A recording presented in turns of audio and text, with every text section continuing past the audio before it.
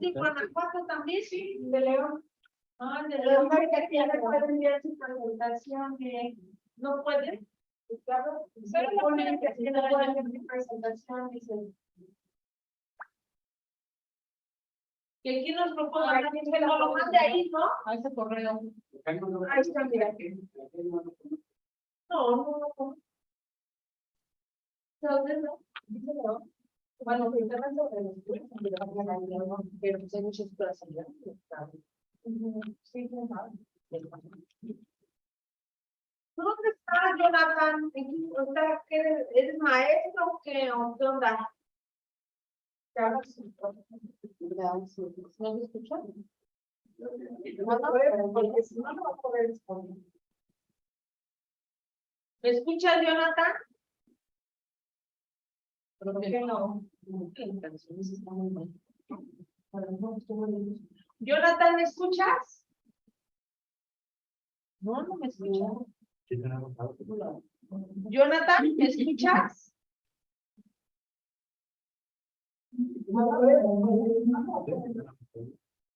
No te ves. No me veo. No, Está tocando, ¿eh? No, ahora no te escuchamos nosotros. No te escuchamos.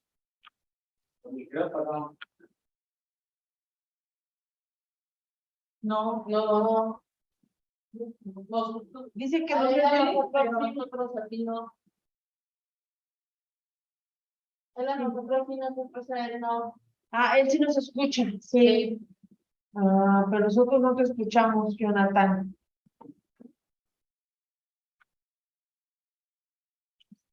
No te escuchamos nada, Jonathan.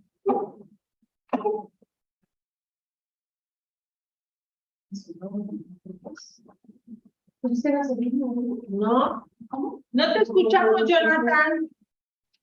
No se te escucha. A ver, Ya, oye, ya te escuchamos. bueno, ¿Tú de qué universidad, Jonathan? de la UNAM, de la Enes León, León de la UNAM. Ah, órale, qué chido. ¿Eres profesor o eres estudiante de ahí? ¿Mande? ¿Eres profesor o eres estudiante de ahí? Profesor. Ah, qué chido. A ver, sí, Yo soy de la UG, pero Guanajuato, y aquí está COVID también de la UG, pero campus Guanajuato. Ah, Por sí, yo también trabajé en la UG. Qué bueno. Bueno, pues bienvenido. Pues vamos a empezar, ¿les parece? Sí, claro. Muy bien. Vamos a empezar con Rosalinda Castro Maravilla y Yolanda Martínez Hernández, que es interés o lealtad. El caso de la coordinadora de grupo de la red clientelar de Camac, Estado de México. De Camac. Ya no sé leer. ¿Ok? Perfecto, empezamos.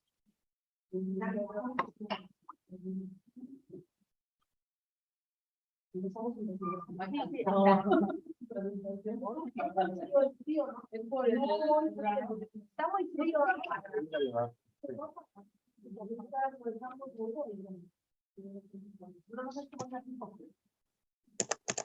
Interesante.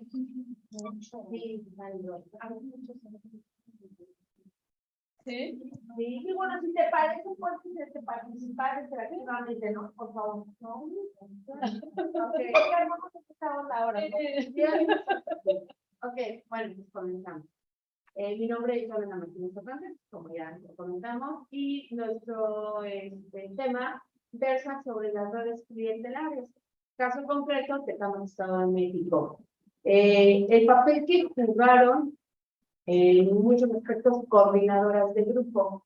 Aquí se forma una red clientelar aproximadamente en los años de 1996 hasta 2018, son utilizados por un mismo político en beneficio. Es decir, este político tuvo la maravillosa idea de irse cambiando de grupo o de partido político y hasta donde él se iba, se llevaba su red clientelar. Generó un grupo tan grande que tenía coordinadores de región, sí, secciones, y en las secciones se generaba al lado de las casas de las casillas de votación, casas amigos. En esas casas amigos llegaba la gente de este partido a reportar que tanto de la gente que ellos traían dentro de esa estructura ya había ido a votar. Era parte del trabajo que realizaban estas coordinadoras. ¿Cuál es lo interesante? Bueno, aquí lo interesante es que la mayoría de ellas son amas de casa, no tienen un nivel de estudios alto, la mayoría tienen secundaria trunca, y una característica social es que ellas tienen de 2 a 4 hijos, es decir, tienen la necesidad de la utilización de muchas ayudas públicas, y ese es el por qué iniciamos este pequeño estudio. Que digo, a final de cuentas lo aportamos a un espacio, pero vislumbrando lo señalado por varios autores, vemos que existe en México, como existe en el Estado de México, existe en Colima, existe en Sonora, existe en muchos estados y también en muchos países. Entonces, ese sería el acotamiento inicial. Si nos permite, cambio de...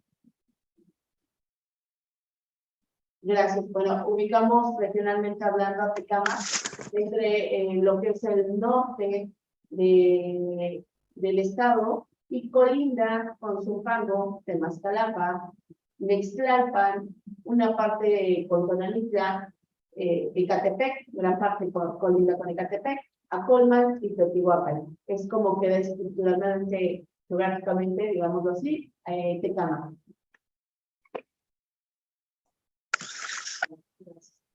En el año 2020 tiene 547.503 habitantes. Está constituido por 12 pueblos, 51 colonias, 6 fraccionamientos y 11 ranchos. Ahí tenemos una tasa de aproximadamente 4 ha crecido, y bueno, vemos exponencialmente creció de 1980, por ahí hay 84.129 habitantes, y de repente al 2000 encontramos 172.813 habitantes.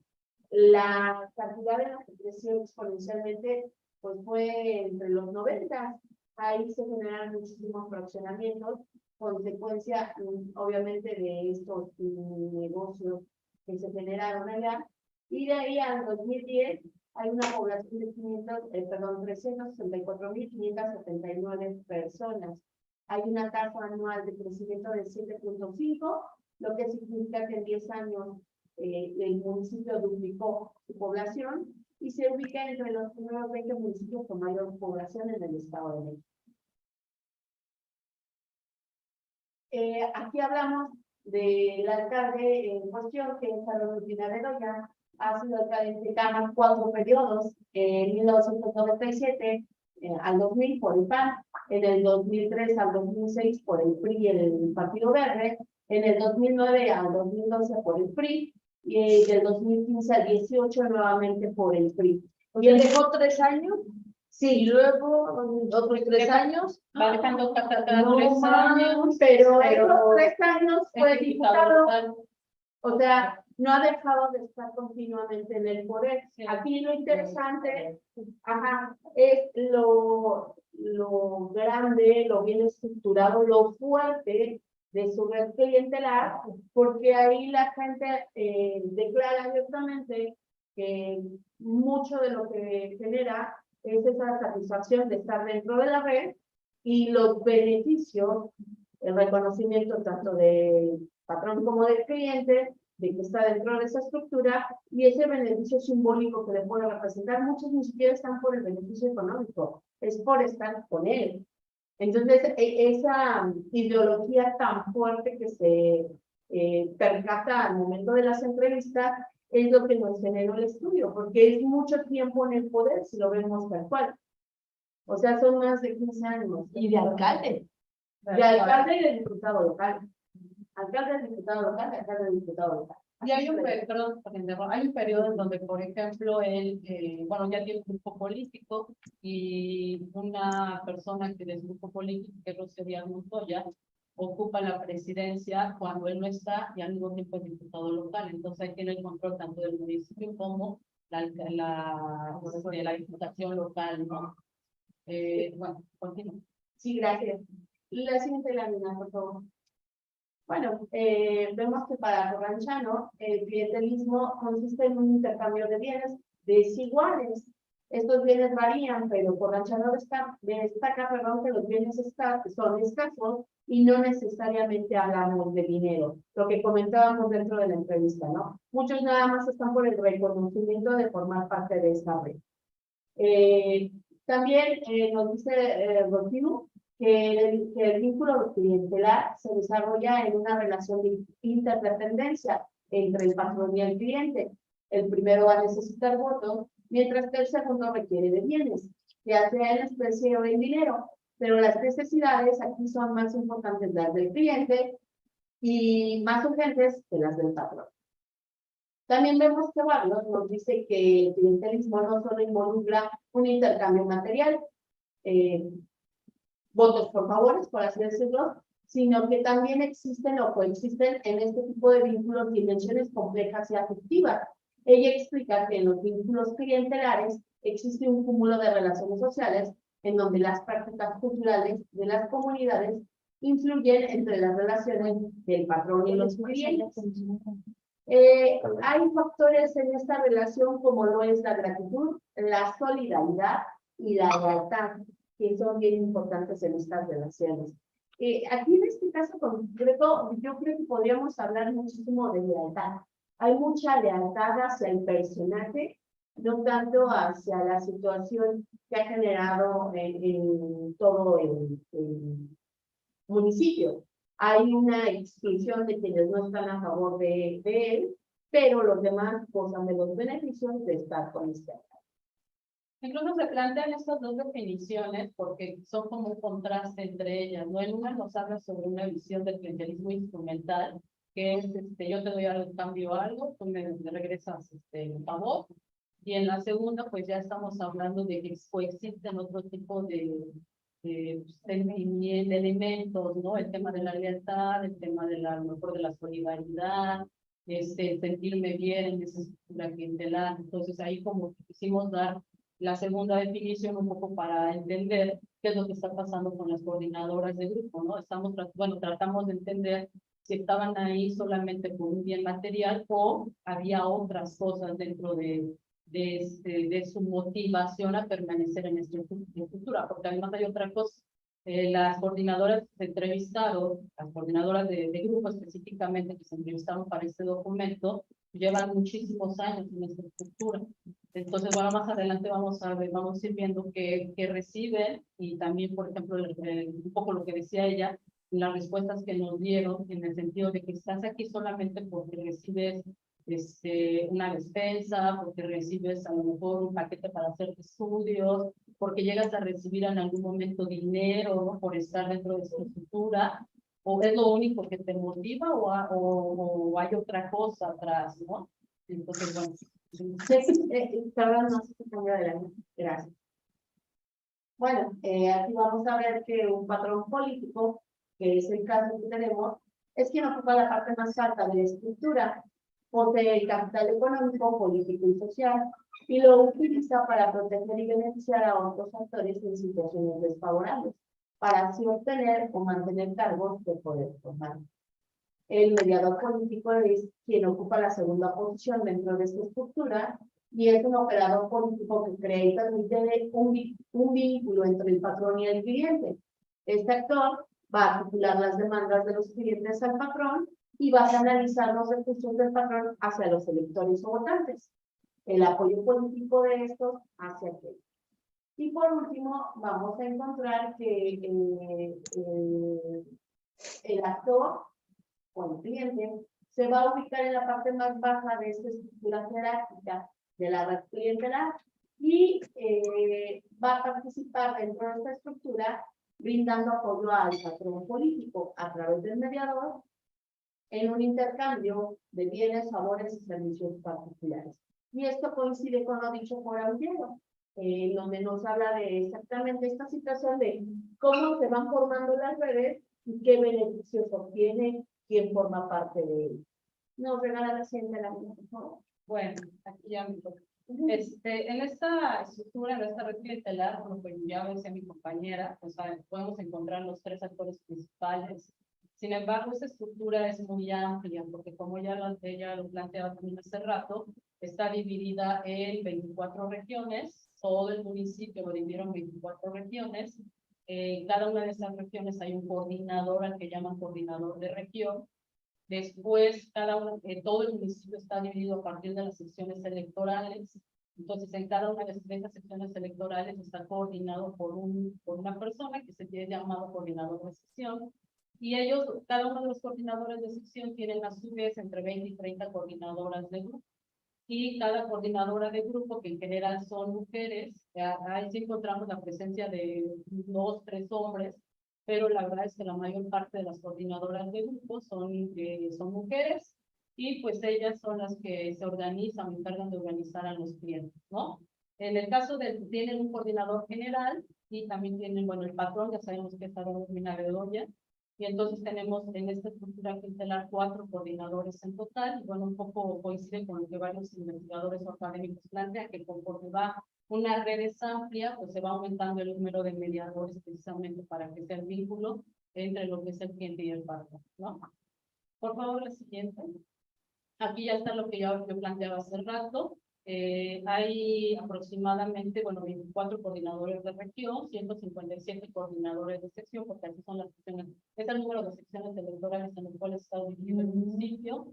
Y cada uno de estos coordinadores de sección organiza o dirige aproximadamente a entre 25 y 30 coordinadoras de grupo. Cabe destacar que pueden ser más, pero es un aproximado. Entonces, el número es aproximadamente de 3.925 coordinadoras de grupo. Y ellas, a su vez, también dirigen, como les decía hace rato, entre 25 y 30 personas que son considerados o llamados en la literatura como los clientes. Entonces, aproximadamente de clientes, esta estructura tiene 98.125 clientes. Hay muchísimos. Ajá. Y lo interesante y lo que decía mi compañera, estas personas son las que tenían o han tenido acceso a una serie de recursos que fueron distribuidos en los momentos en los cuales, por ejemplo, Romina Bedoya, la presidenta municipal, y también, y que nada más venía de los recursos federales o estatales, municipales.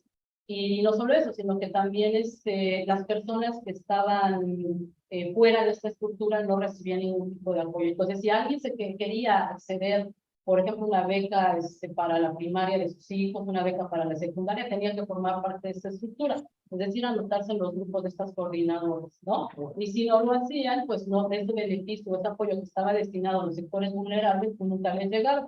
Entonces, era como la forma en que tenía, en este caso, el líder de la red, para controlar, pues, de alguna forma a los ciudadanos que forman parte de su estructura.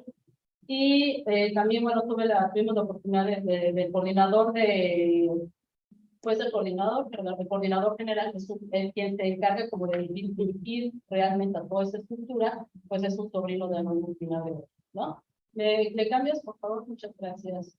Aquí son algunos datos de las coordinadoras del grupo, ya mi compañera pues ya más o menos habló de ellas. El sexo son principalmente mujeres, la edad promedio es de 40 a 65 años, son mujeres ya que ya han permanecido durante muchos años en esta actividad, tienen el nivel académico que ellas más alcanzan de forma muy alta, de secundaria incompleta, la mayoría son amas de casa, es decir, no tienen un trabajo, un empleo formal, porque uno de los requisitos que se les piden a ellas para formar parte de esta estructura y trabajar con los clientes, pues que tengan tiempo, ¿no? Cuando una coordinadora de grupo consigue un empleo o no tiene tiempo para llevar a cabo todas las actividades que tiene que realizar, pues muchas veces los coordinadores de sección le dicen gracias, pero además le dicen de forma agresiva, ¿no? Como si ella fuera súper importante que formaran parte de esa escuela. Pero no se les paga, nada más se dan No se les paga, se les dan becas, se les dan despensas,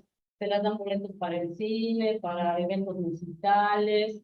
Cuando llegan a ganar en los procesos electorales, es decir, el candidato de esta estructura llega a obtener el triunfo, a ellas se les da una cantidad. Nosotros detectamos que se les da entre 20 mil pesos aproximadamente, pero no es inmediatamente, y es a todos, ¿no? No es inmediatamente.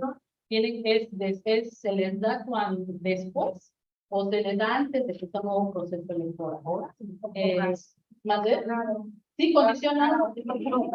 Ah, sí, Como condicionado a, va a venir otro proceso electoral. Entonces, también. ahí viene la retribución en ese momento. En algún momento también percibimos la existencia de como retribuciones posteriores a la elección, pero en especie. Por ejemplo, un viaje a coordinador. Así se les dan viajes. Ajá. Ahí sí percibimos eso, pero pues Desde de que, entonces. de que la estructura está muy bien formada, Muy bien, porque además tiene muchos años, o sea, desde la llegada de Aaron Urbina al poder desde 1997 hasta el 2018, 20 años. se fue especializando. Incluso cuando entrevistamos al coordinador general, que era el sobrino de Aaron Urbina, pues ellos nos decían, bueno, él nos decía que lo que se buscaba era de que fuera ya mucho más especializada, que se tuvieran los datos de todos los clientes y de todas las personas que formaban parte de la estructura en una base de datos, tener una forma de saber quiénes habían votado por la estructura y quiénes no, pero ya en un paquete informativo, ¿no? Entonces, ahí ha ido, porque antes del inicio, por ejemplo, yo lo que hacían es, yo te digo a ti una despensa, voy a anotar tu nombre. Yo te di algo, voy a anotar tu nombre en mi libretita y así lo llevan, pero ahora ya no. Ahora ya es mucho más sistemática el registro de las personas que forman parte de esta estructura. Por ejemplo, electoralmente, de esta estructura, ¿qué porcentaje obtuvo? Lo que ellos estiman de obtener de votos mínimo son 60,000 votos. ¿Porcentaje? Pues son...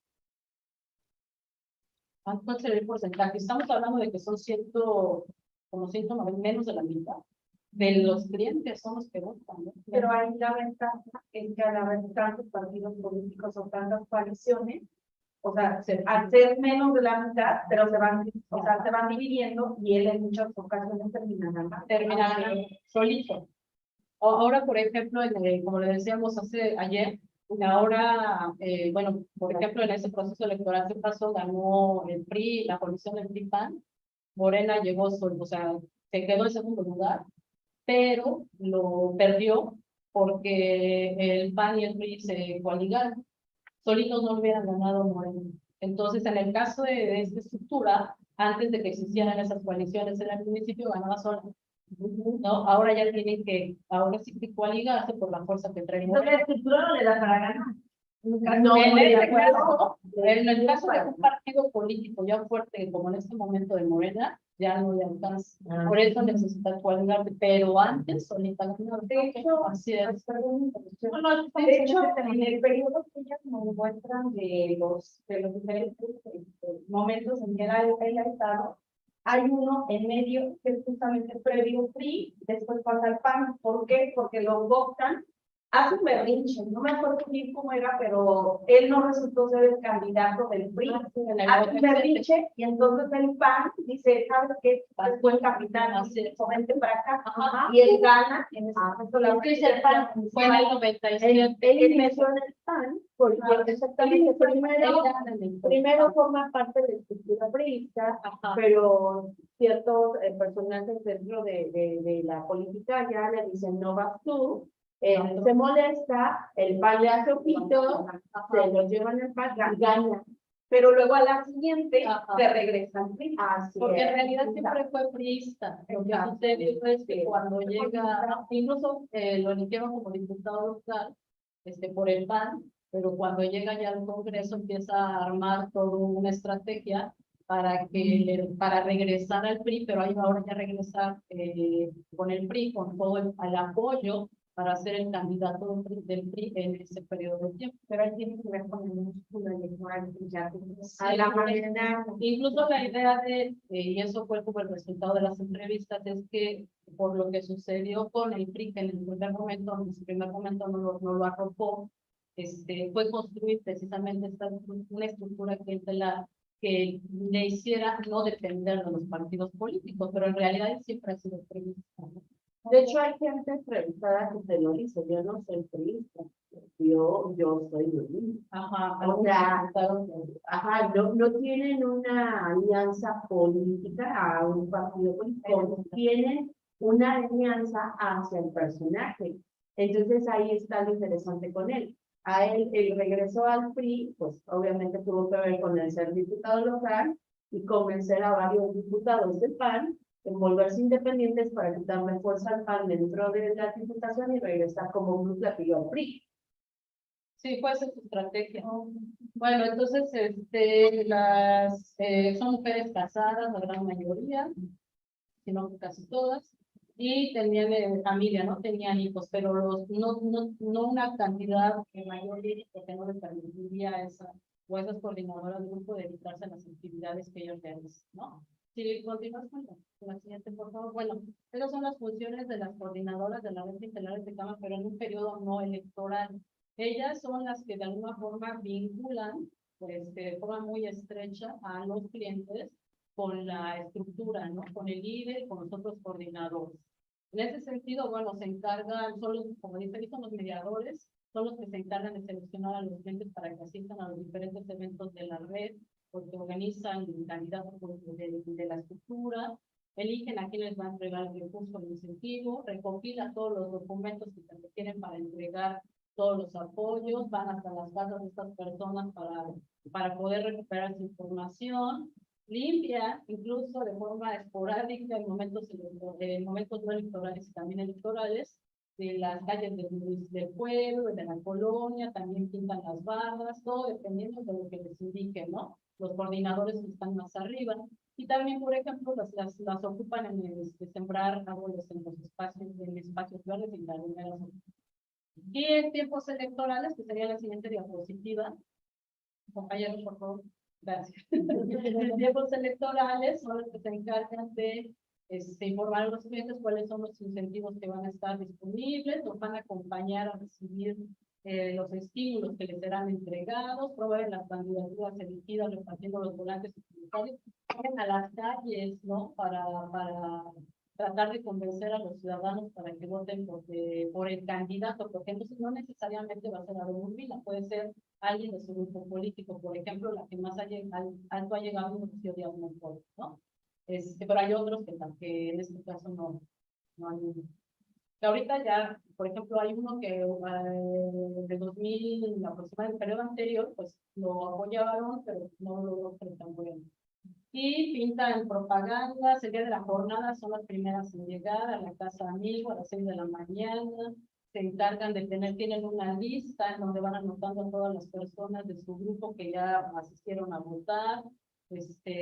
Al final, ya que toda su gente votó, se esperan hasta que se termina la elección o el día de la jornada electoral y se esperan hasta ver cuál es el resultado, toman fotos y envían a sus coordinadores de sección y de región, quienes ganaron en cada una de las secciones. Entonces son las primeras que llegan y son las prácticamente las últimas que se van. Sí, bueno, ¿a través de qué? ¿No? Decíamos que, como decía mi compañera, pues recibe diversas cosas, recibe de ahí de vez en cuando dinero porque ganaron o obtuvieron un buen resultado en el proceso electoral, pero platicando con ellas nos decían, bueno, nosotros les preguntábamos, ¿esto es suficiente como para que hayas estado aquí durante tantos años?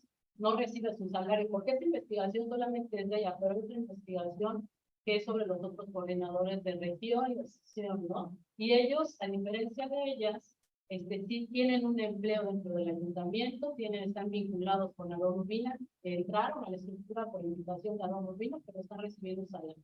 Además de una serie de recursos que también se quedan y que han sido destinados para las coordinadoras de grupo, que en algunos casos no llegan a ellas, ¿no?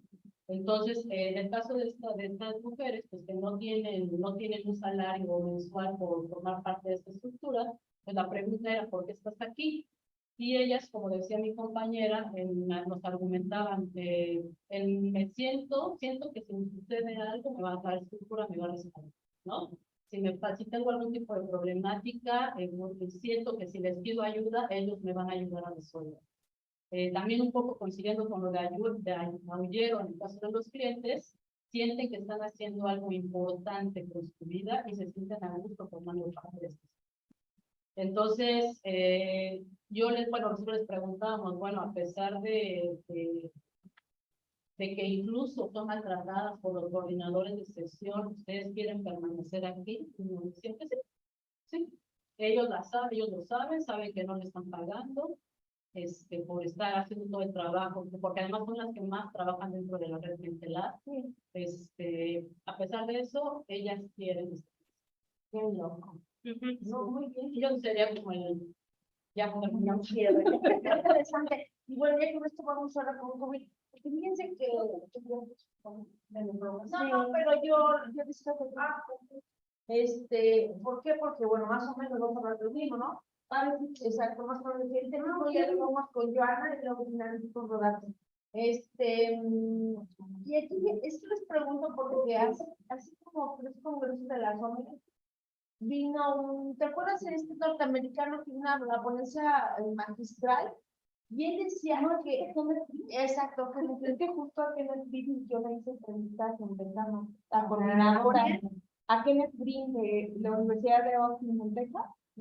Él, bueno, él contrató y se hicieron entrevistas a las coordinadoras. Yo hice las entrevistas. Y él decía que el resultado electoral, el clientelismo es importante, pero no es el elemento condicionante del resultado electoral.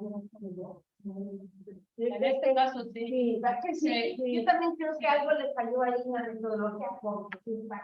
No, es que en este caso sí es muy concreto y se ve continuo, porque a pesar de que el señor cambió de partido político, por lo menos PAN-PRI, y cuando se aliaron con el Verde volvió a ganar el señor, se nota la constancia de esa red clientelar para poder lograr los votos. De hecho, hay una elección, no sé, hasta que me recuerde Rosalina, no sé si es la del 2002, en donde el pueblo de Tecámac refiere no votar por Urbina, y Urbina dice no los necesito porque tengo a todos los fraccionamientos del sur, que es héroes, los reales, todos los reales, y se fue a hacer campaña política para allá y ganó.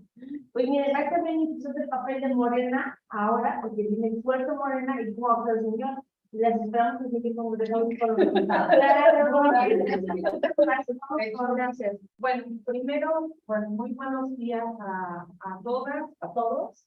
Me da muchísimo gusto estar en este congreso, en particular, en este caso, compartiendo experiencias, recordando viejos tiempos.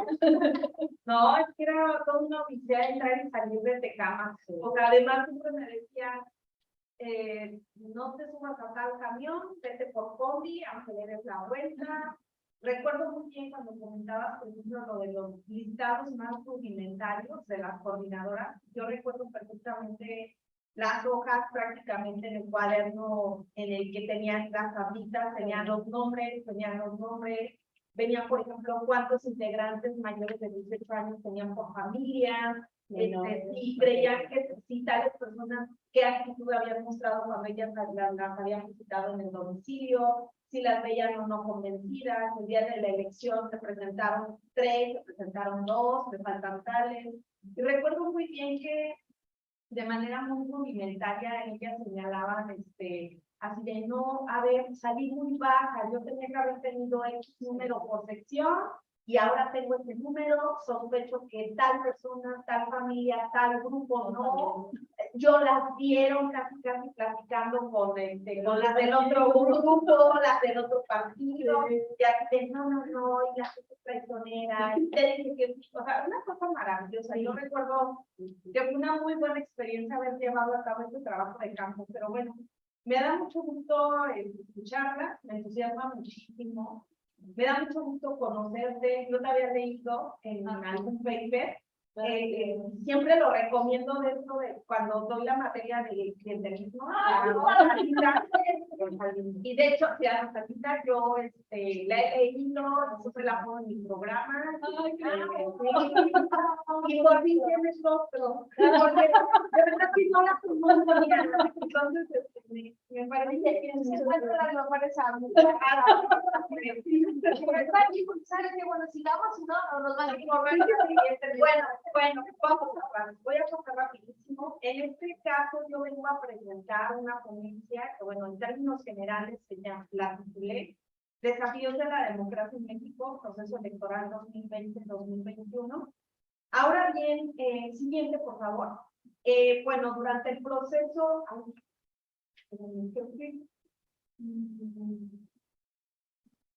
creo que me equivoqué.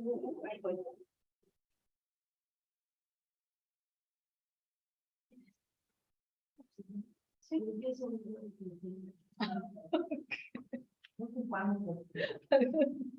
ay, volví.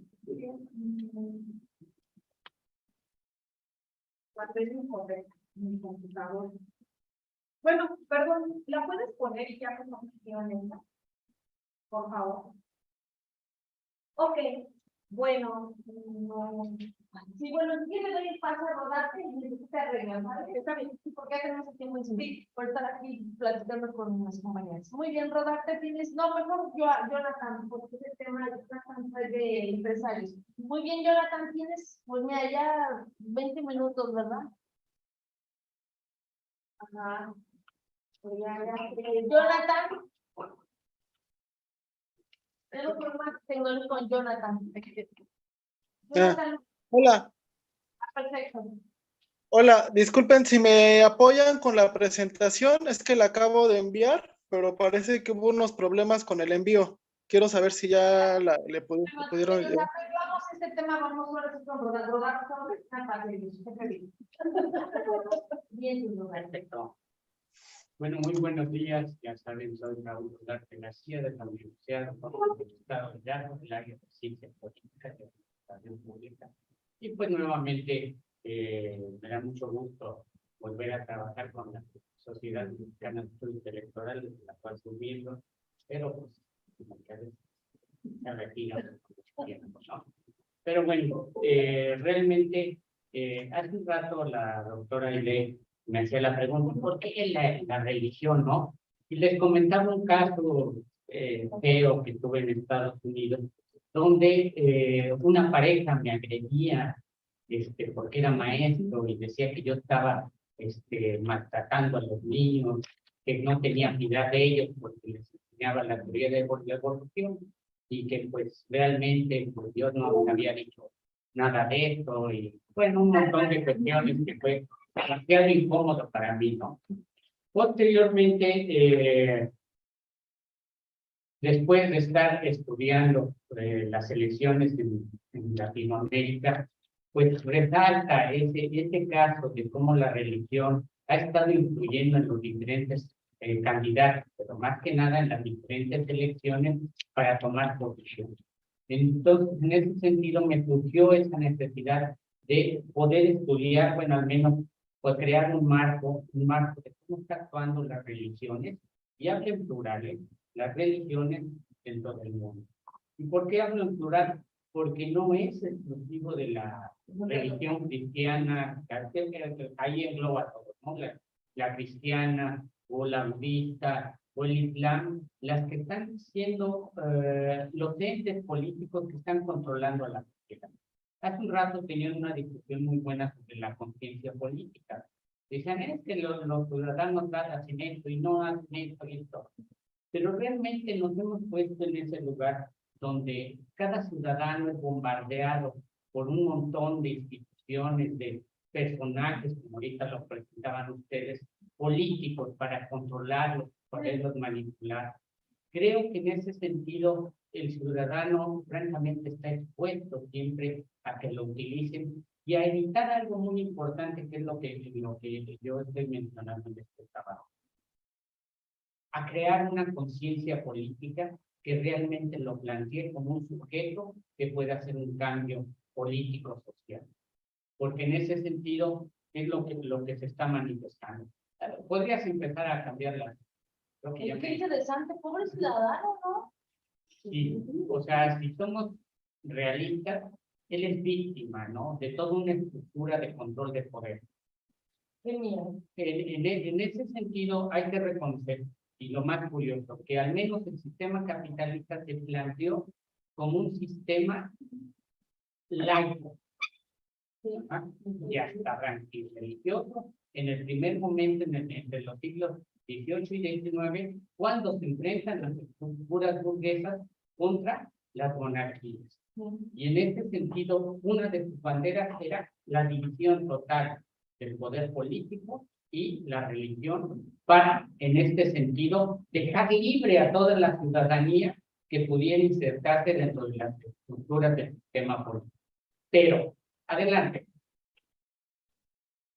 Hay que reconocer que ya desde el siglo XIX, por estas ideas laicas, pues Marx ya había creado su famosísima frase que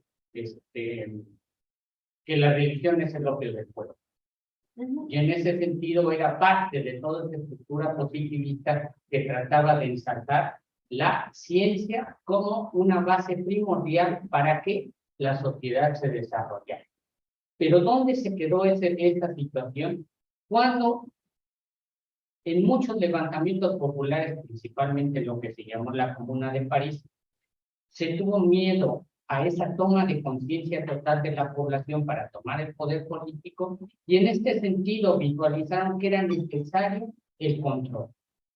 Porque uno se preguntaría si en ese momento, bueno, hay que recordar la Revolución Francesa, se descabezaba a todos los que se opusieran. ¿Por qué no terminaron con la revolución? ¿Por qué no la acabaron? No.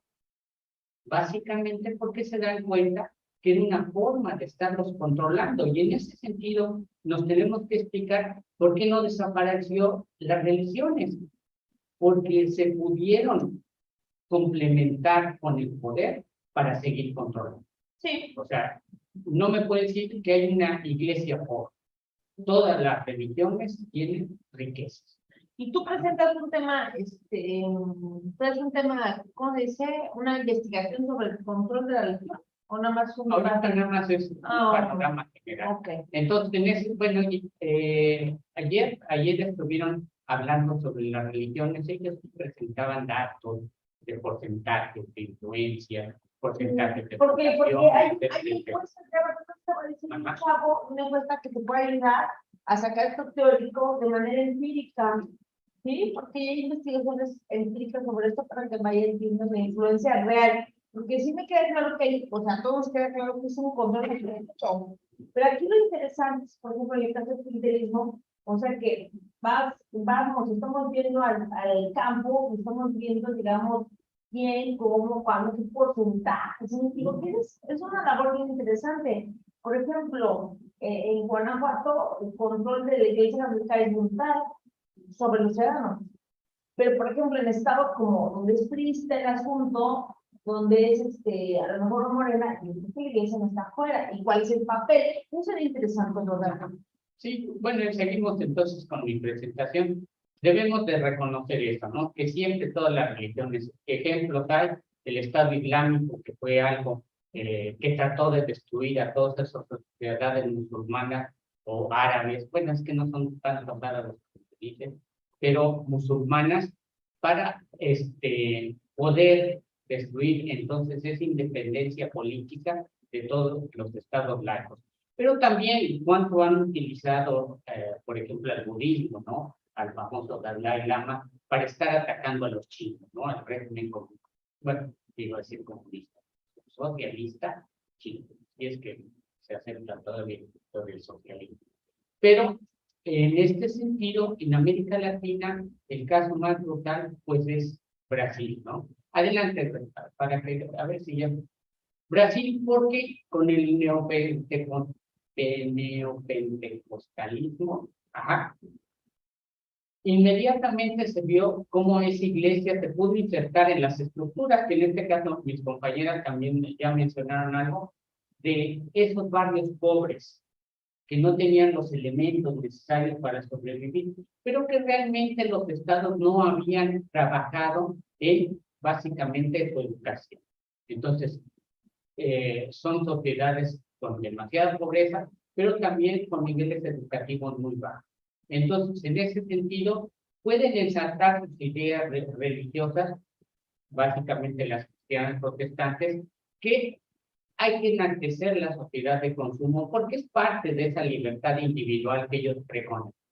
Y aparte de eso, es esa exigencia de los aportes de los feligreses, ellas tenían razón en algo, ¿no? Que ayudamos, pero tienes que ayudar a la iglesia determinada, ¿no? Y en este sentido, poco a poco, con ese poder económico, se han ido apropiando de sistemas de canales, ahora sí que aprovechando la libertad dentro del sistema, se han ido aprovechando de emisoras, canales de televisión y todo tipo de redes que les permitan difundir su mensaje, ¿no? Y hay que reconocer que en este sentido siempre ha habido un financiamiento de casi todas las creencias cristiano-protestantes que le llaman del gobierno americano.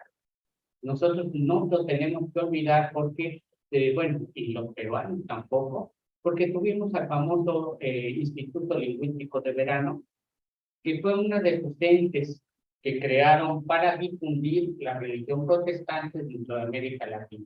¿Por qué no lo tenemos que olvidar? Porque se insertaron en comunidades indígenas, principalmente indígenas que tenían en cierta forma algún levantamiento revolucionario y que estuvieran en cierta forma cuestionando el poder político de cada estado y el poder de control. Entonces, en ese sentido, entre el Instituto Lingüístico de Verano para dividir a las comunidades. ¿Por qué fue el caso peruano significativo? Pues porque ellos convencen al poder político que para evitar la guerrilla había que esterilizar a las mujeres y en ese sentido empiezan con engaños a esterilizar masivamente a mujeres de las comunidades indígenas peruanas. Fue muy sonado el caso porque cuando no nacían niños, en ese momento hubo un levantamiento indígena y mataron a los del Instituto Lingüístico de Verano porque estaban atentando contra sus comunidades. Entonces es un caso muy sonado, hay un video por ahí, una película, entonces sí se las recomiendo que la vean. Adelante. ¿Por qué les estoy diciendo? Porque esas iglesias protestantes, principalmente en Brasil, han sido las que han determinado las votaciones en ese país. Para que ganara Bolsonaro, tuvo que trabajar directamente con los pentecostales para poder obtener todos esos votos.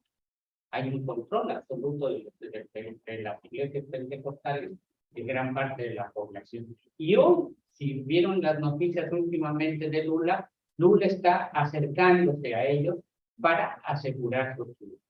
¿Cuál es el problema de todo este caso?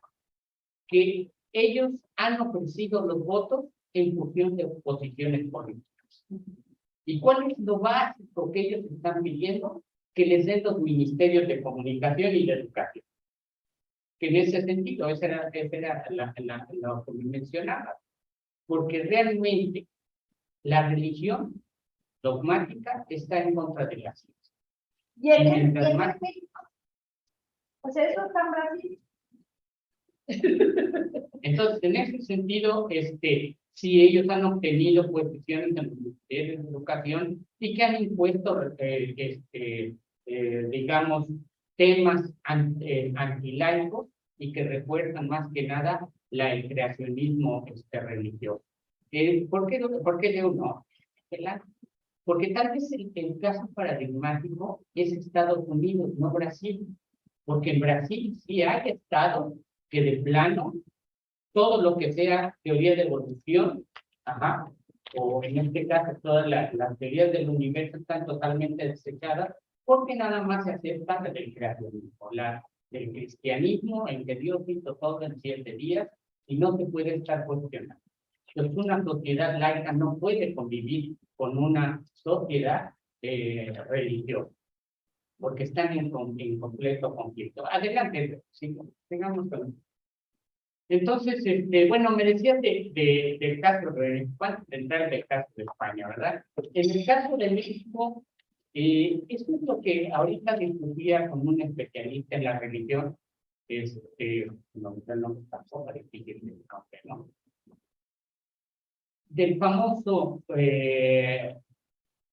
digamos, la religiosidad mexicana. O sea, se supone que siempre nos han dicho que somos un país católico y que somos muy conservadores.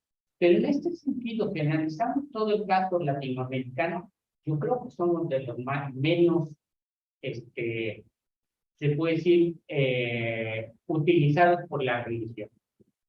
¿En qué sentido? Primero, nuestro rompimiento con la religión viene desde el siglo XIX con Benito Juárez, cuando establece abiertamente la separación de la Iglesia con el Estado. Pero además, en cada uno de los bloques revolucionarios siempre ha habido ese deseo de mandar a la religión, o hasta de acabar a la religión, y que no esté dentro de los procesos sociales. Recordemos los famosos camisas rojas de la... No, pero bueno, pero hay son supuestos, Rodante, porque mira, no hay elementos para que afirme lo que dicen. A ver, ¿cuáles son? A ver. Sí hay elementos. Hace un rato estábamos hablando de algo que dijo Enrique Prado, el mesianismo de López Obrador. Si nosotros somos católicos, entonces ¿por qué se votó por López Obrador? Si él profesa una religión protestante. Entonces, no influyó en absoluto, por más que lo digan, una preferencia religiosa. Digamos que en este sentido, todo ese proceso que no ha llevado los otros países latinoamericanos, ellos no rompieron con la religión. Nosotros sí hemos ido avanzando educativamente, de manera laica y científica, y que la mayoría de la población, ellos presentaron los datos de cómo la Iglesia Católica ha bajado demasiado de adeptos. Y sí es cierto, aumentaron las protestantes, pero no con ese nivel que podemos ver en Brasil. Y además, aquí sí, el sistema educativo está separado, o sea, los laicos tienen que enseñar, incluso en las escuelas religiosas, es obligatorio respetar el plan de la SEP. Entonces, en ese sentido, aunque uno meta a sus hijos a una escuela religiosa, los maestros van a enseñar el plan de estudio de la SEP. Bueno, lo sé porque trabajé en escuelas privadas y al menos los religiosos no se quisieron. Aunque yo dijera lo que dijera, en cuestión religiosa, ellos nunca se metieron conmigo. A pesar de que en una decía hay que pasar la capilla a rezar y no sé qué pasa. Entonces, sí, es diferente cada caso latinoamericano, por eso no podemos generalizar. Porque sí estaríamos realmente siendo dogmáticos con muchos de los países, ¿no? Entonces, hay que reconocer que en este sentido, sí, el sistema capitalista sigue impulsando la religión. La siguiente, por favor. Ya nos quedamos. Ya no es del caso de España. Acuérdense que el caso de España es muy singular, ¿no? O sea, ellos sí, en el siglo XVI, no rompen con toda la estructura monárquica ni religiosa. Aunque saben, digamos, engarzarse dentro de la realidad capitalista, pero ya vemos por su forma de hacer de imperialismo y de dominar el medio planeta. Pero ellos nunca han desechado la religión y en este sentido una de las explicaciones de por qué ahorita España tiene uno de los movimientos de ultraderecha más fuertes es por esa forma en que la Iglesia Católica ha dominado a los ciudadanos españoles. Y sí, los chinos totalmente potencia, ¿no? Entonces, sí, ¿por qué? Porque además, hablando ya del caso específico de la religión católica, ellos han podido manejar lo del líder. Siempre, y por eso discutí hace rato con este especialista, ¿no? Porque siempre se crea también en la iglesia un líder. Y una de mis ideas de la democracia, de hecho no es mi idea, es una idea anarquista, es que el anarquismo no acepta la figura del líder. Pero el capitalismo siempre trata de establecer la figura del líder como la única fuente de control, pero más que de control, de poder estar cambiando las situaciones sistémicas, ¿no? La siguiente. Entonces, en ese sentido, las iglesias del mundo se presentan siempre como una forma de liderazgo para poder seguir primero imponiendo dogmas, y en este sentido seguir obteniendo posiciones. Y lo más importante, que ahorita lo estamos viendo en México, en el caso de los nuevos libros de texto gratuito, se nota claramente cómo la religión, con ayuda de las cámaras y organizaciones empresariales, tratan de poner esa visión de control religiosa en los nuevos libros de texto.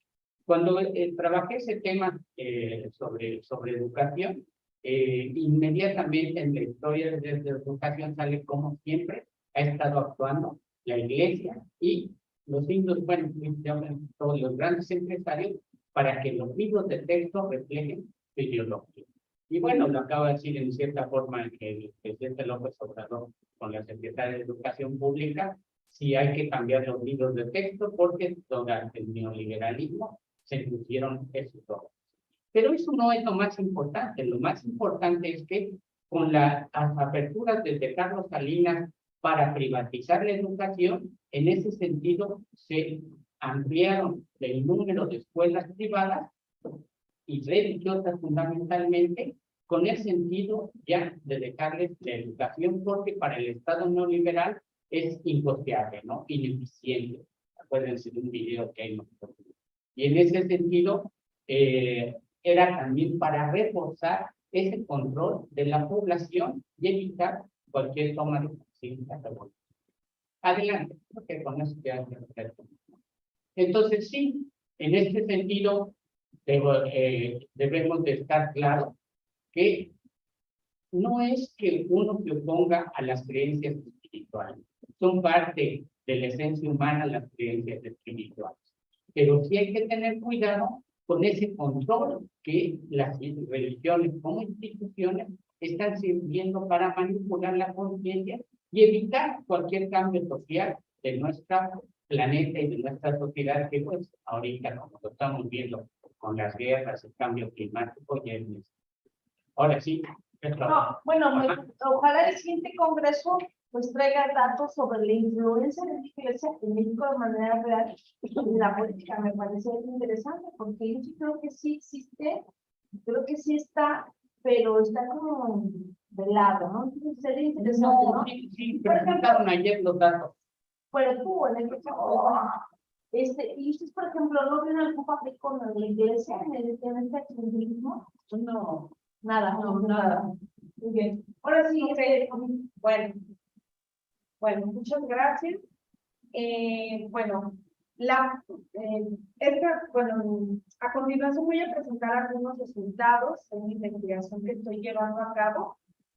Parte, por favor, la siguiente, gracias. Bueno, parte de los siguientes supuestos. Durante el proceso electoral 2020-2021, la pandemia agudizó la desigualdad social y la pobreza en la población mexicana. Y esto, aunado justamente con la crisis de credibilidad en las instituciones, de alguna manera favoreció en algunas entidades un acercamiento entre las organizaciones criminales y los ciudadanos, donde las primeras buscaron establecer algún tipo de control sobre la población para obtener protección y fortalecer su legitimidad durante el proceso electoral. Esta es parte, digamos, justamente del marco en el cual se lleva a cabo esta investigación. Como podemos ver, pues justamente, y ya lo veremos más adelante, tiene que ver con una relación de intercambio, y ya veremos en relación a qué me refiero.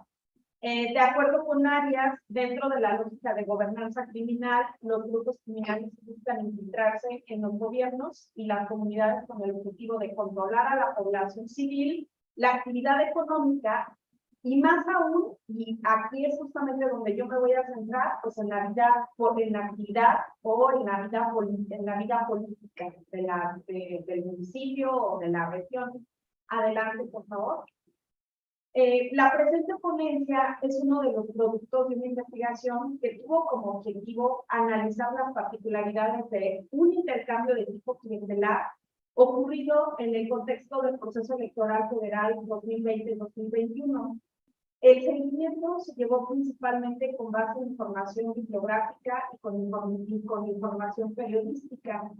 En este seguimiento se detectó, por una parte, se detectaron prácticas clientelares desarrolladas por distintos partidos políticos y por particulares, lo cual, entre comillas, digamos, no es algo novedoso, es decir, tiene sus particularidades y características, pero digamos que es una situación recurrente en cada proceso electoral.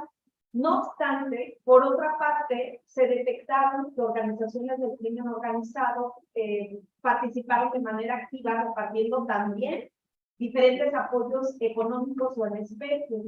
Este fenómeno justamente tuvo que ver sobre todo en el marco de la vida local.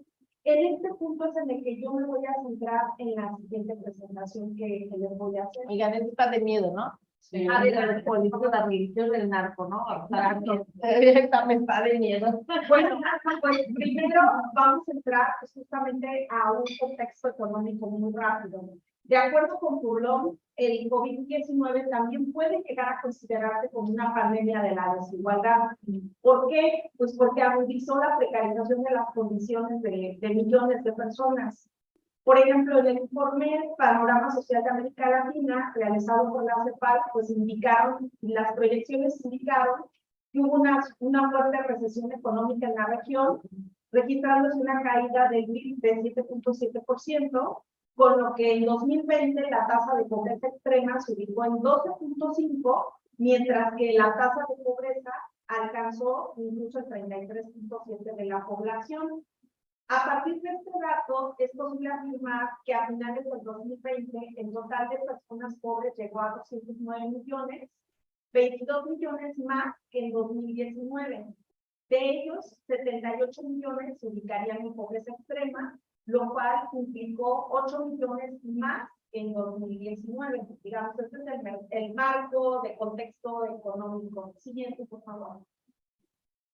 Por su parte, el informe de la Organización de las Naciones Unidas para el Desarrollo concluyó que la pandemia ha tenido un impacto directo sobre las vidas de las personas. Sin embargo, los sectores que se encuentran en pobreza extrema pues son aquellos que tuvieron los efectos pues, más desastrosos o desproporcionados. Es decir, la pandemia del COVID-19 generó múltiples y graves implicaciones que agudizaron pues por una parte los problemas con la violencia y el deterioro de las instituciones, de alguna manera creando un caldo de cultivo para que grupos de distinta naturaleza se valgan de instituciones informales tales como el clientelismo, pues justamente para tratar de extender su control en los territorios. Adelante, por favor. Gracias. Ahora vamos a entrar a la cuestión del crimen organizado. De acuerdo con Bismarck, el activismo social por parte de las organizaciones del crimen organizado, pues no es algo novedoso, o sea, es algo que de alguna manera ha sido una estrategia o un modus operandi que ellos han ido realizando en diferentes momentos históricos. Lo anterior se da principalmente pues, en contextos inmersos o afectados por lo que se denomina, entre comillas, la cultura de la violencia, es decir, la normalización de la violencia en las relaciones sociales, misma que de alguna manera se ha consolidado en países como México, donde pues justamente hay una presencia pues, muy importante por parte de estas organizaciones del crimen organizado. Siguiente, por favor. Las organizaciones ligadas al crimen organizado, es muy importante esto, cuestionan en muchas ocasiones la inercia o la apatía del gobierno o de las élites de los sectores y las élites hacia los sectores más vulnerables o hacia los menos favorecidos, presentándose en muchos casos como aquellos benefactores de productos básicos para quienes lo necesitan, asegurando de alguna manera que ellos están otorgando cierto respaldo a la comunidad. Es importante señalar que en algún momento dado, pues evidentemente los integrantes de estas organizaciones pues, pueden pedir reciprocidad por por lo otorgado, lo cual de alguna manera, en caso de negarse, pues también podría de alguna manera generar algún despliegue de violencia. Lo cual generaría, a partir de estas reflexiones, generaría que pudiera existir un vínculo con características clientelares, en este caso, entre los grupos de crimen organizado y algunos sectores sociales, en este caso, pues los que tienen una mayor desigualdad. Siguiente, por favor. Ahora bien, en el caso concreto del crimen organizado y la pandemia del COVID-19, como lo veníamos señalando, pues se convirtió en un escenario donde justamente los grupos criminales, pues de alguna manera encontraron el escenario idóneo pues, para expandir diversas actividades. Justamente aprovechándose pues de la precarización de las condiciones de vida de diferentes sectores o de los sectores más desfavorecidos para llevar algún tipo de intercambio, lo cual representa un riesgo pues justamente para la convivencia social, pero también aquí, por ejemplo, pues para la convivencia democrática, si lo vemos en el marco de un proceso electoral. Uno de los grandes problemas que enfrenta el Estado mexicano pues es la presencia de estas organizaciones que por medio de células, han logrado controlar pues, prácticamente gran parte del territorio nacional. Un rasgo distintivo de estos grupos criminales es justamente pues, la diversificación de las actividades ilícitas que ellos desarrollan.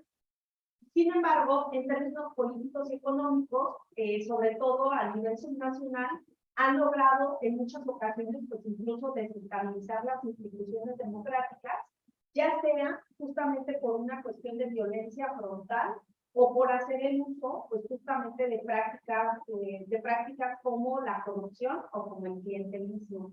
Siguiente, por favor. En este caso, si nosotros entendemos justamente el clientelismo como una práctica a través de la cual un individuo entrega u otorga a otros favores en situación de privilegio y ello a cambio de apoyo político o electoral, digamos que se trataría de una institución informal con capacidad pues, justamente de perdurar, de adaptarse pues, a diferentes contextos, como el actual o en este caso como en el proceso electoral 2020-2021, en el que sobre todo no solamente partidos políticos fueron aquellos que de alguna manera otorgaron recursos para generar alguna especie de lealtad, sino también se identificó pues, que justamente estas organizaciones del crimen organizado pues, llevaron a cabo este tipo de prácticas. Siguiente, por favor. Además de la presencia de las prácticas clientelares en los procesos electorales, en los últimos años, a raíz del inicio de lo que se denominó la guerra contra las drogas, pues la violencia es un fenómeno que sobre todo ha afectado en muchas ocasiones pues, la celebración de los comicios, ya sea por medio de que hayan actos de violencia evidentes, o incluso por la intimidación a algunos grupos, o por la intimidación de grupos criminales, logrando pues de alguna manera incidir, ya sea de manera directa o indirecta, pues en los resultados electorales.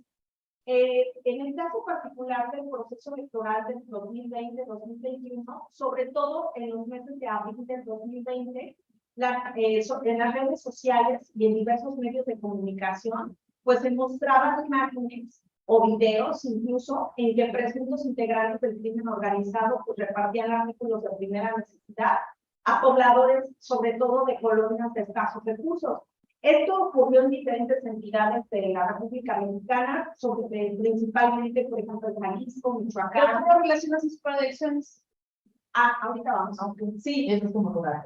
Sí. Ok, bueno, sobre todo, por ejemplo, en Jalisco, Michoacán, Colima, Guerrero, Chihuahua y Guanajuato. En este caso, prácticamente todos estos estados, pues justamente estaban en proceso electoral, o sea, se iban a llevar a cabo elecciones dentro de estos estados. De acuerdo, por ejemplo, con Yume y con Rosen, el reparto de los paquetes de ayuda reforzó la percepción de que el Estado mexicano, o en este caso el gobierno mexicano, pues se trataba de un actor débil e incapaz, pues justamente de ejercer el control territorial en medio de una contracción económica que sobre todo pues, se estimó de más del 8% en 2020. Siguiente, por favor. Al respecto, por ejemplo, Sánchez y López afirman que la entrega de los apoyos a la población por parte de los integrantes del crimen organizado es una práctica común. Sin embargo, en procesos previos no se había presentado de una manera tan abierta, sobre todo como ocurrió en el año 2020. En el caso, por ejemplo, de Sánchez y de López, elaboraron una base de datos de los eventos públicos donde presuntos integrantes del crimen organizado realizaron entrega de apoyos en los periodos del 2020, del 2004 al 2020, y donde, por ejemplo, identificaron que en el caso del 2020, de los 133 eventos que ellos identificaron del 2004 al 2020, 85 se habían llevado a cabo en el 2020, es decir, el 56.7% de este tipo de actos. Al respecto, en este caso, Breitner y Rosen han señalado que tales actividades fueron presentadas a través de los medios de comunicación y de las redes sociales con el propósito, sobre todo, de obtener apoyo comunitario, aunado de ser también una estrategia pues, para llegar a reclutar más personas. Y en este caso, a continuación daré cuenta de algunos de los casos más representativos que ocurrieron en las elecciones locales del 2020-2021. Siguiente, por favor. Bueno, aquí ya recuerdo que en este caso, por cuestiones de tiempo, yo lo que hice fue justamente, que no está ahí, fue justamente ir haciendo un seguimiento de cada uno de los casos que les mencionaba de Jalisco, Michoacán, Guanajuato, Colima, etcétera, en el que justamente se establecía o se observaba, pues cuáles fueron los tipos de intercambios que se realizaron por los diferentes grupos del crimen organizado en cada uno de esos casos y justamente cuáles eran los mensajes o cuáles eran, por ejemplo, si se entregaban cajas de despensa, pues generalmente iba el mensaje de, bueno, este apoyo es de parte de tal líder, esperamos su participación en las elecciones, el gobierno no los ayuda, nosotros sí. Entonces, digamos que todo esto se llevó a cabo en el marco del proceso electoral, es decir, el proceso de campaña electoral y el día de la elección del proceso electoral 2020-2021, ese tipo de intercambio. Es ahí justamente donde se enlaza justamente con clientelismo, intercambio, que es clientelismo, que es un intercambio informal entre entre comillas, dos actores, que en este caso serían los ciudadanos y los integrantes del crimen organizado, que intentan permear el proceso electoral, ya sea de una manera directa o indirecta, para influir dentro de la vida política o dentro de las instituciones. Pero, por ejemplo, hay las cajas que dices de dónde, o sea, ¿cómo sabes? O sea, ¿qué me acuerdo que utilizaste para ver las cajas que decían, bueno, el apoyo a la... Un seguimiento de prensa. Un seguimiento de prensa, de fotografías.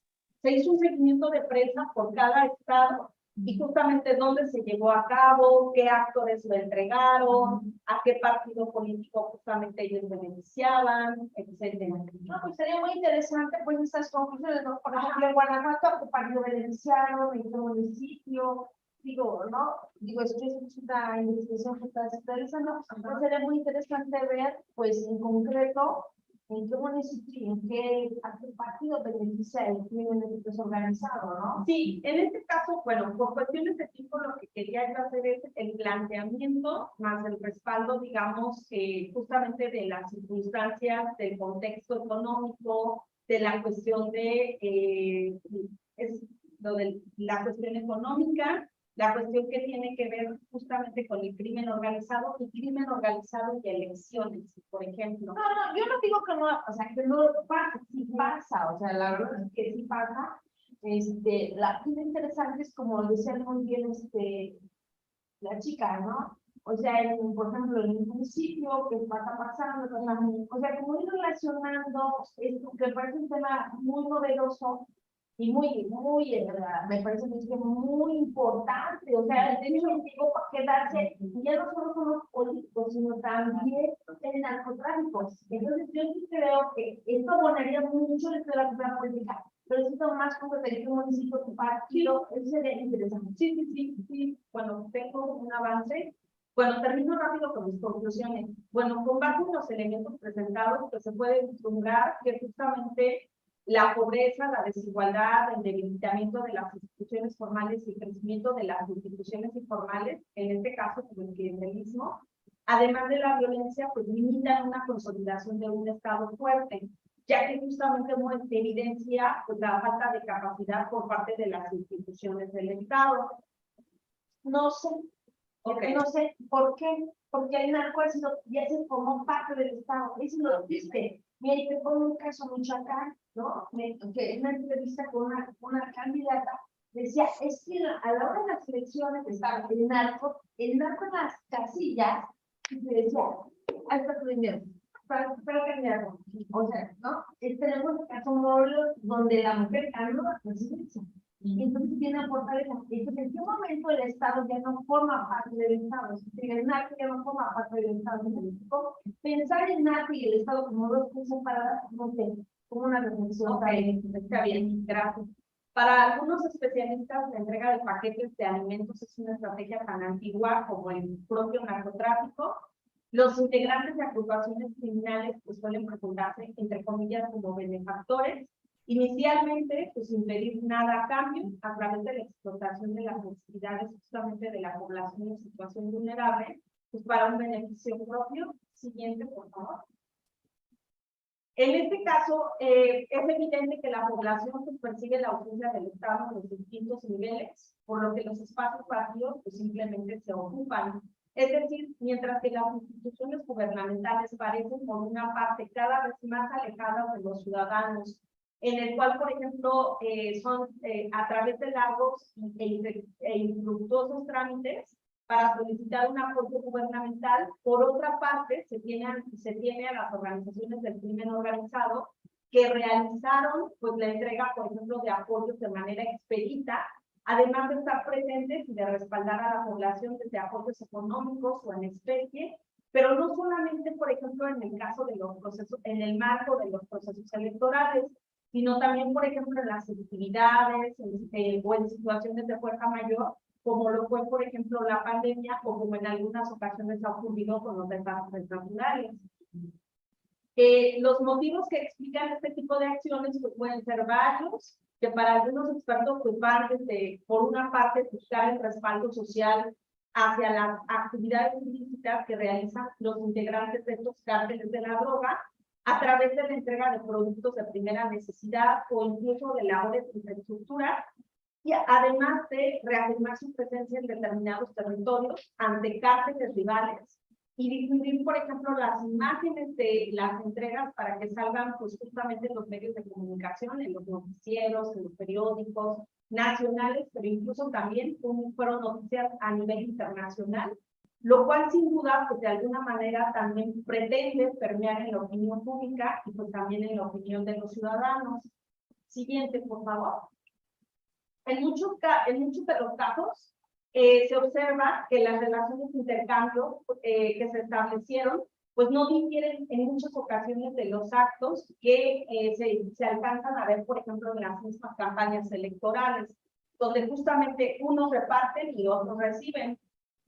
Es indispensable, pues justamente, y bueno, aquí por ejemplo se enlaza con lo que comentaban las compañeras de la primera presentación, que tiene que ver, por ejemplo, reflexionar pues justamente sobre estos lazos de confianza, de reciprocidad, de lealtad, que también se entretejen con este tipo de acciones, debido a que pues no son solamente actos esporádicos, ya que muchas de las entidades o municipios en que se desarrollaron, pues fue una acción que se sumó a otras que se realizaron de manera constante por parte de estos mismos grupos del crimen organizado. Entonces, bueno, en términos generales, es un planteamiento general. Bueno, hace unos meses, pues justamente me enfoqué justamente a la presentación de cada estado, pero sí, aquí no me iba a dar mayor oportunidad, pero sí creo que hay que sistematizarlo para amarrarlo. ¿Qué miedo? Sí. Pues imagínate una investigación de control de ingresos del narco de homicidio, o sea, ¿cuál control democrático y cuál control ciudadana? Es con qué miedo. Pues vamos a la última ponencia y nos decidamos, ¿no? Después He trabajado también este tema. He trabajado este tema y te faltarían dos elementos que de cierta forma ya mencionó uno de ellos. No, bueno, tranquilo, me llamo Irene, me llamo Irene. Ya estamos diciendo, doctora. Entonces, ¿cuál sería ese elemento? Digamos que es una cuestión vertical. Y arriba o la cabeza del narco nunca la conocemos. Conocemos a los operadores, por más que yo lo he dicho, el Chapo no era el jefe del cártel de Sinaloa, ni el Mayo tampoco. Ajá. Bueno, el Mayo sabe. Arriba había un narcopolítico. Y ese narcopolítico era el que realmente utilizaba el narco para estar comprando o estar condicionando las elecciones. En ese sentido, esa mezcla de lo que le llamó del Estado, yo diría del gobierno, con el narco, está poniendo a un montón de sujetos dentro de las estructuras del gobierno para que en este sentido la economía del narco funcione. ¿Y por qué hablo de economía del narco? Porque las élites no les interesa, como no, son las más interesadas, porque no tenemos estudios de ahí, estoy de acuerdo y no lo he hecho, ¿verdad? De cuánto del capital del narco está hoy inmerso en las estructuras empresariales del país. Es demasiado, claro, ¿no? En las empresariales, en las políticas, en la religión. O sea, por ejemplo, lo vi más en Hidalgo, ya estoy también hidalguense y sabe de qué estoy hablando. En el caso de Pachuca, cuando se fortalecen los famosos Zetas, aparecen un montón de cantinas, table dance, no sé qué más. ¿Por qué tanto? Es que la sociedad, era una forma de lavar dinero. Y ahí estaban dentro grandes empresarios hidalguenses. Entonces, es una forma de estar dominando, ¿no? Y en ese sentido, sí hay que estudiar ese capital, porque muchas de las cosas que se le achacan a la sociedad de que se deja vender, no, pues ellos están intimidados. Esta ciudad está cerrada a las 5 de la tarde, 6, ya no se mueve nada. Esta tiene un problema muy grande de narcotráfico. Antes me extraña que ganó Morena, pero es a veces un control absoluto, porque el narco, toda la estructura del narco se pone política. Siempre dice que Morena no está metido en el narcotráfico. ¿Sí?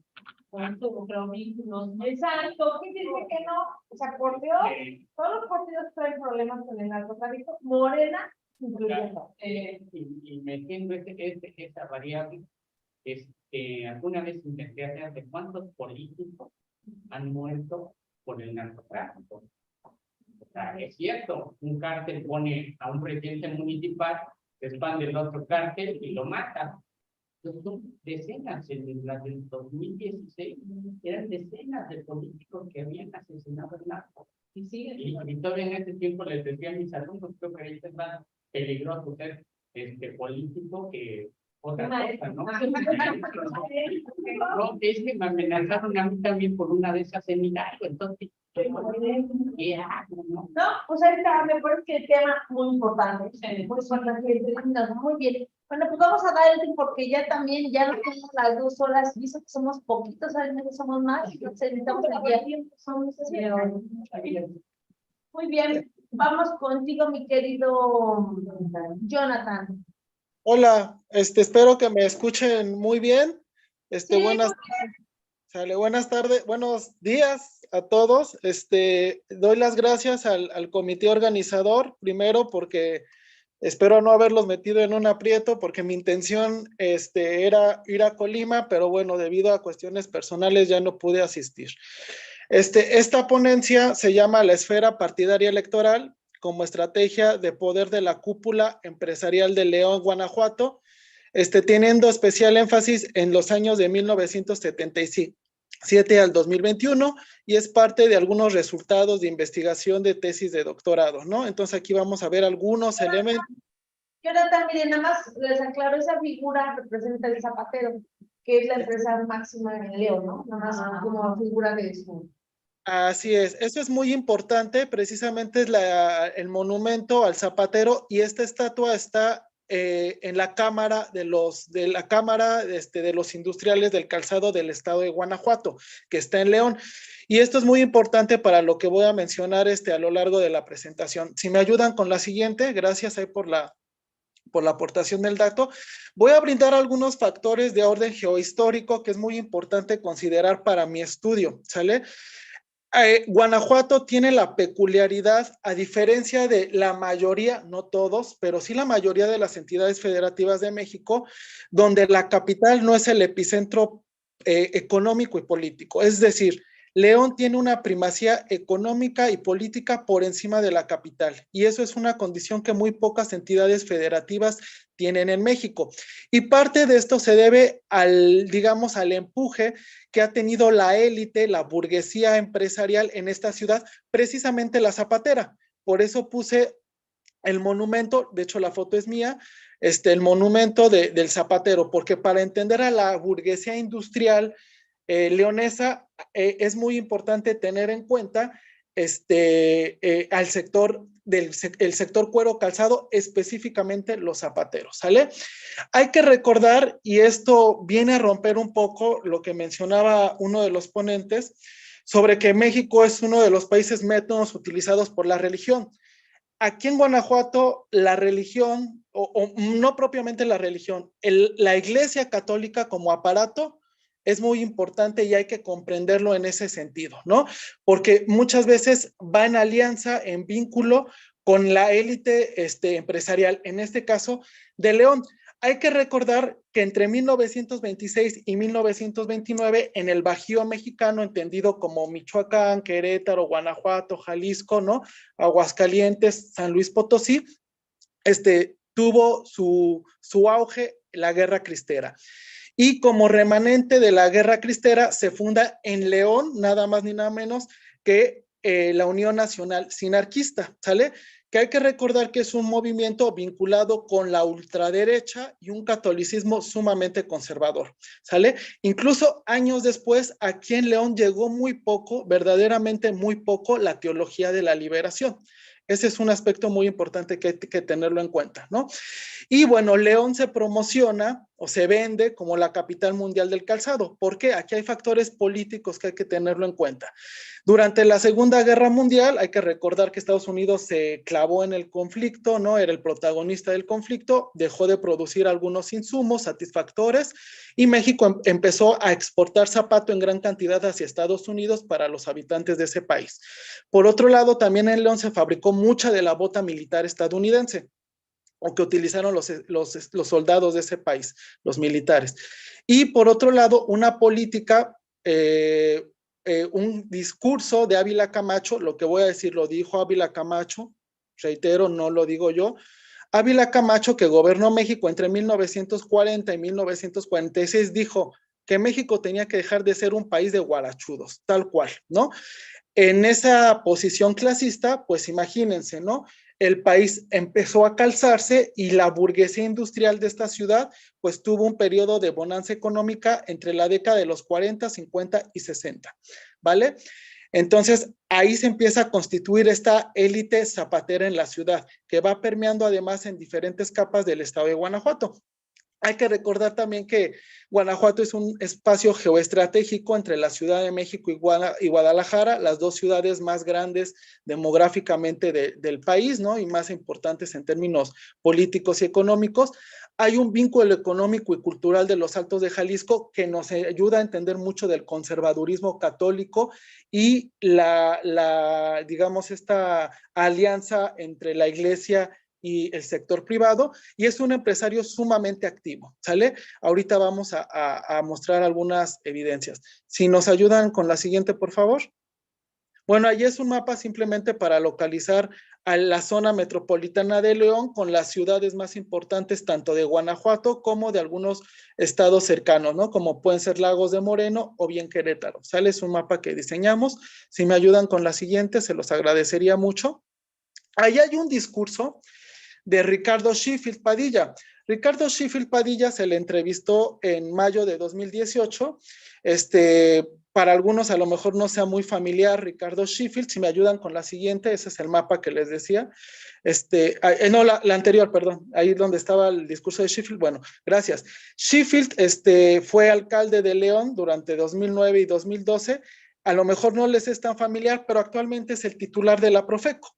Él, digamos que es de estos chapulines que ha ido brincando de un partido a otro. Y bueno, él hace mención en su discurso, no lo voy a leer, pero ustedes lo pueden hacer, pues que efectivamente, ¿no? El sinarquismo es un ingrediente muy importante para comprender el conservadurismo de la burguesía industrial leonesa, ¿no? Incluso voy a leer otro testimonio de otro empresario que fue candidato del PRI.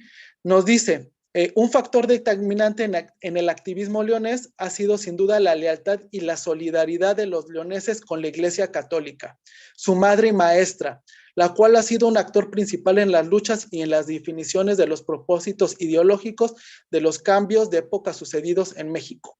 Y ahí siempre han estado los leoneses, fieles a las causas de un clero que los ha educado y formado en sus valores. Hay que tener en cuenta que, y aquí me voy adelantando un poco, el primer presidente que rompe la hegemonía del PRI, pues proviene de la zona metropolitana de León. Su espacio de poder era entre San Pancho, San Francisco del Rincón y León, ¿no? Y es Vicente Fox, ¿no? Y el primer acto que hace Vicente Fox precisamente como presidente es irle a dar las gracias a la Virgen de Guadalupe, a la Basílica. Ahí vemos la importancia que tiene precisamente el clero y con esta burguesía industrial en el Bajío mexicano, ¿sale?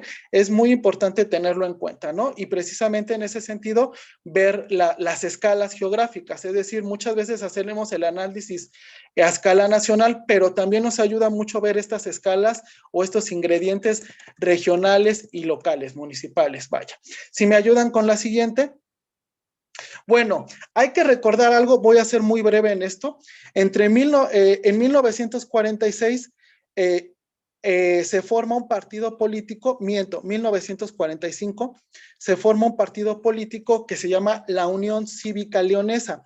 La Unión Cívica Leonesa es un remanente, por decirlo de alguna manera, del sinarquismo, bueno, de la Guerra Cristera y formado por algunos empresarios sinarquistas. Hay que recordar que si bien el sinarquismo tuvo una presencia rural muy importante en el ámbito urbano, pues la cúpula sinarquista, pues eran aquí al menos en León los empresarios. Fundan su partido político, la Unión Cívica Leonesa, y consiguen un triunfo electoral. Sin embargo, ese triunfo electoral no fue avalado, ¿no? Estoy siendo muy sintético, ¿eh? Y hubo una movilización social que deriva en la famosa matanza del 2 de enero de 1946 en León, Guanajuato, donde se dice que fueron decenas, hay otros discursos que incluso dicen que cientos de manifestantes muertos en la plaza principal, manifestantes que fueron precisamente a impugnar o a reclamar el triunfo de la Unión Cívica Leonesa que se le había dado al PRI. De inmediato, Manuel Ávila Camacho pone manos en el asunto y le otorga o conforma una junta de administración civil con el empresario ganador de la Unión Cívica Leonesa, ¿no? Y hay que recordarlo, León fue de los primeros municipios del país donde hubo una alternancia, ¿no? Donde el PRI dejó de gobernar. Ese factor también es muy importante de considerarlo. Entre 1946 y 1976 gobiernan algunos empresarios León, la mayoría eran políticos, digamos, en su forma tradicional, por ahí gobiernan 2 zapateros, 2 curtidores, pero a partir de 1977 y hasta el año 2021 es que se da precisamente esta hegemonía de empresarios gobernando el municipio de León, ¿sale? El primero de ellos, ¿no? Es Roberto Plasencia Saldaña. Él es nada más ni nada menos que el dueño, o era el dueño, porque ya falleció precisamente en octubre del 2017, hace 5 años. Él era el dueño de Flexi, que es la empresa zapatera más importante de León, ¿sale? Roberto Plasencia llega también por un fraude electoral, ¿no? Y el gobernador en turno decide conformar una junta de administración civil donde Roberto Plasencia Saldaña, en su papel de empresario, arma todo un gabinete con empresarios y a partir de ahí se da la hegemonía de los empresarios gobernando León. Mucho se ha analizado, y esto hay que decirlo, que Guanajuato es el bastión por excelencia del PAN, y León es la ciudad panista, digamos, por antonomasia, ¿no? Por excelencia. Sin embargo, no se ha analizado tanto el papel precisamente que tienen los empresarios. Los empresarios han ido participando tanto en el PAN como en el PRI y paulatinamente ya se infiltraron o han ido participando, no infiltrar, a lo mejor la palabra adecuada sería militando, en partidos como el PRD y Morena, que digamos que están como más identificados con otro perfil ideológico, ¿no? A lo mejor si ustedes lo quieren ver de esta manera, como más hacia la izquierda o al menos la izquierda partidaria, ¿no? Bueno, en 1980 gobierna Harold Gabriel Appelt, que es del PRI y es empresario zapatero. Rodolfo Padilla, Fito Padilla, él no es zapatero, pero era dueño de la empresa distribuidora de calzado más importante que hay en el país, que es Tres Hermanos. Todo mundo conocemos Tres Hermanos porque en todo México tiene una presencia ubicua esta empresa, ¿no? Rodolfo Padilla fallece de cáncer y deja su lugar a Antonio Torres Gómez, que fue rector del UG. Ahí se rompe un poco esta cuestión llega por un interinato, pero él no es empresario, al igual que el siguiente, Antonio Hernández Ornelas. ¿Qué pasa con Antonio Hernández Ornelas? Él tampoco es empresario, pero tiene que renunciar, lo revientan, él era del PRI, lo revientan los empresarios del PAN. ¿Qué sucede? Le descubren un fraude con unos camiones de basura que compró un precio muy económico, pero él los facturó un precio muy alto, y además se descubre que desvió recursos muchísimos, 20 millones de pesos de aquel momento, para el Mundial de 1986, cuando León fue sede del evento, ¿sale? Después llega otro priista, Arturo Villegas Torres, y él fue, en este periodo, el último, él era curtidor y él fue el último del PRI, ¿no? En este periodo, reitero. Después llega Carlos Medina Plasencia, seguramente han oído el nombre, fue una pieza clave en el foxismo, una de las cartas más fuertes del panismo durante los 2 sexenios que el PAN gobernó México. Roberto Plasencia. Así es. ¿Cómo? ¿Perdón? Es el hijo de Roberto Plasencia, primo tío. No, incluso si ustedes observan, el apellido se escribe diferente, fíjense, son de estos, fíjense, y es bueno aclararlo, qué bueno que lo dicen, son familias diferentes, el apellido Plasencia, como les mencioné, es un apellido alteño, e incluso tiene diferentes formas de escribirse, ¿no? Hasta donde yo he sondeado, no son parientes, pero Carlos Medina Plasencia, su familia es de las más... Ya estamos encima, 5 minutos. Sí, ya voy a cerrar. Entonces, Carlos Medina Plasencia, pues él es curtidor, Facundo Chávez es empresario, Eliseo Martínez es también empresario zapatero, ¿no? Tiene una empresa de calzado infantil muy importante. Luis Manuel Quirós también es zapatero, él es dueño de una empresa que a lo mejor también han oído hablar, e incluso a lo mejor han usado, que es Kireli. Luego, aquí va cambiando el perfil, fíjense. Entre 1997 y 2000 gobierna León Jorge Carlos Obregón Serrano, que él es inmobiliario, tiene acciones en esta empresa que seguramente también conocen, que es Century 21, ¿no? También tiene una presencia ubicua. Luis Ernesto Ayala Torres es empresario, Ricardo Alanís es un empresario textilero y aquí se rompe ya la hegemonía de los zapateros, se empieza a diversificar, ¿no? Vicente Guerrero Reynoso es un empresario después restaurantero. Él es dueño de unas pizzerías muy famosas en León que se llaman Lupillos.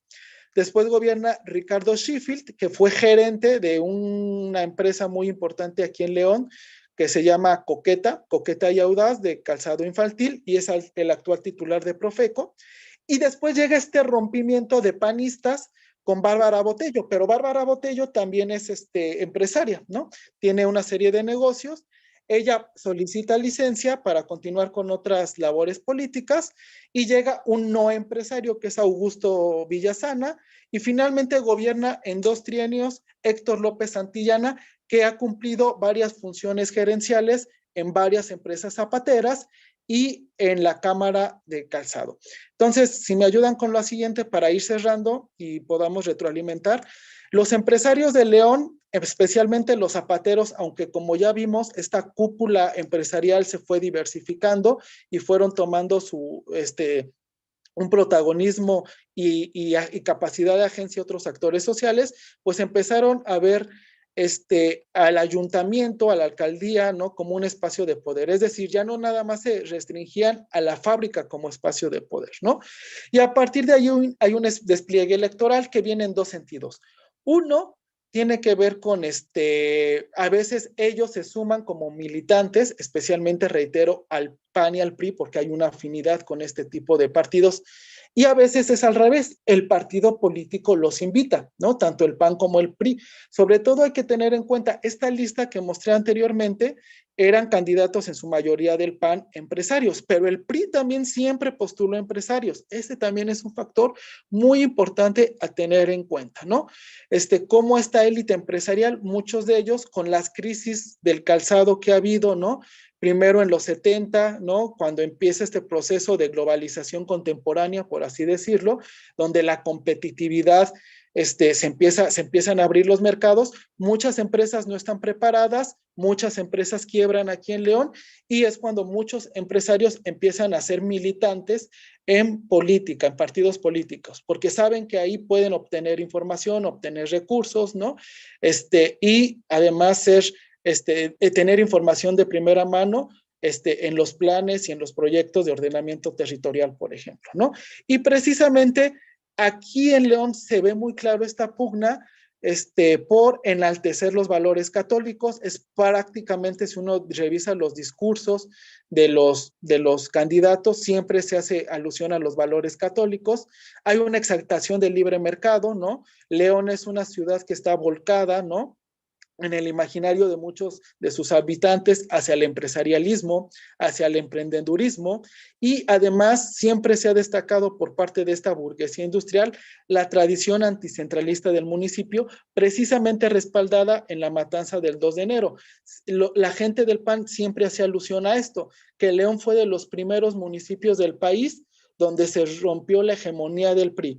Primero, al ser uno de los primeros municipios gobernados por un partido que no era el PRI, y después de que en esta zona metropolitana surgió el primer presidente que rompió precisamente con la hegemonía presidencial del PRI, ¿no? Además, él personificaba a un ranchero abajeño, ¿no? Y esto fue muy importante. Ya después Fox rompió muchos de los vínculos, traicionó, por decirlo de alguna manera, o ellos dicen que los traicionó, ¿no? Pero bueno, me fui un poco rápido, traté de ser lo más acotado que se pude, y bueno, todos sus comentarios son bienvenidos para retroalimentar e intercambiar puntos de vista, y les agradezco sinceramente mucho su atención. Muchas gracias. Bueno, yo creo que con eso cierra bien la mesa, la verdad. O sea, que el clientelismo religioso, y además yo creo que hay narcotráfico también ahí en esos empresarios, la verdad. Los vivimos en Guanajuato, lo tenemos que ver así. Entonces, Claro. también habría que analizar el tema de religión, narcotráfico, empresarios. Entonces, pues, hay un trío genial. Ahora, la religión, yo creo que es con Rodarte, es muy importante en Guanajuato. De hecho, el mismo PAN, el grupo más fuerte, es el grupo más conservador al interior del PAN. Donde, o sea, ellos se jactan de decir, tenemos vínculos directos con el Papa, tenemos vínculos directos con el Papa, o sea, ¿no? O sea, esto que vimos hoy es muy presente en algunas veces, por eso también yo no coincido con Rodarte, como que no es tan importante, porque hay estados donde sí es muy importante, y Guanajuato es uno de ellos, de verdad, como lo dijo muy bien Giovanni, es clarísimo de ver sentido en Guanajuato el papel. De hecho, fuimos apenas una lista, ¿no? Donde dice, así lo dijo públicamente, sin problema alguno el sacerdote. O sea, hay un personaje, hay un presidente está dando apoyo, no hay trenes, bla, bla, bla, o sea, sí, tal cual.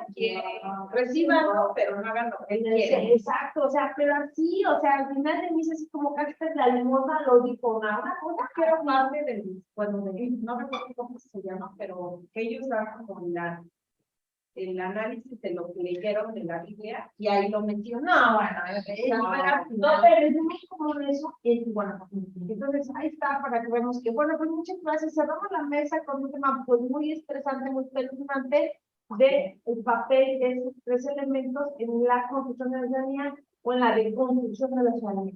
Muchísimas gracias, y bueno, yo dejo la mesa a cargo de Emma, la siguiente, yo les deseo suerte, Ignacio, un abrazo, y pues que tengan un buen éxito en la siguiente mesa. Sale, muchísimas gracias. Muy amables. Gracias.